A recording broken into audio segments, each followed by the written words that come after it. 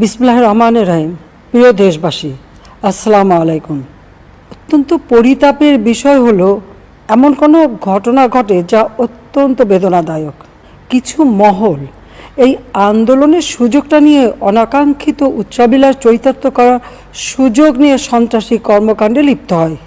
এর ফলে এই কোমলমতি শিক্ষার্থীদের আন্দোলনকে ঘিরে যে সকল ঘটনা ঘটেছে তা খুবই বেদনাদায়ক ও দুঃখজনক।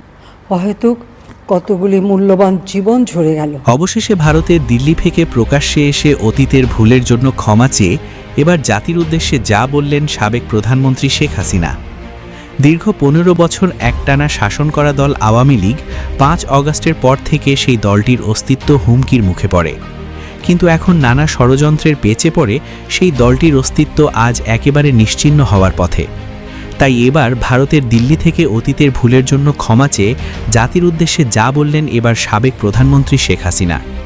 দেশবাসীর উদ্দেশ্যে শেখ হাসিনা বলেন, আজ অত্যন্ত ভারাক্রান্ত মন নিয়ে আপনাদের মাঝে হাজির হয়েছি। এমন কিছু ঘটনা ঘটে যা কখনোই কাম্য ছিল না, কিন্তু কিছু মহল এই আন্দোলনের সুযোগ নিয়ে অনাকাঙ্ক্ষিত উচ্চাভিলাষ চরিতার্থ করা সুযোগ বুঝে তারা সন্ত্রাসী কর্মকাণ্ডে লিপ্ত হয়। এর ফলে এই কোমলমতি শিক্ষার্থীদের নিয়ে যে সকল ঘটনা ঘটেছে তা সবই ছিল ষড়যন্ত্রের একটি অংশ। তারা তাদের ষড়যন্ত্রে বেশ সফলও হয়েছে, কিন্তু এখনও তাদের ষড়যন্ত্র আগের মতো থেমেনি।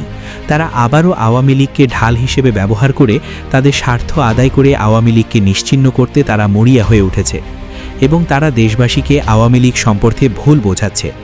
তাই আপনারা এসব ষড়যন্ত্রে বিশ্বাস করবেন না এবং আন্দোলনে যেসব কোমলমতি শিক্ষার্থীরা ষড়যন্ত্রের শিকার হয়ে নিহত হয়েছে সেসব পরিবারকে আমি গভীর সমবেদনা জানাচ্ছি।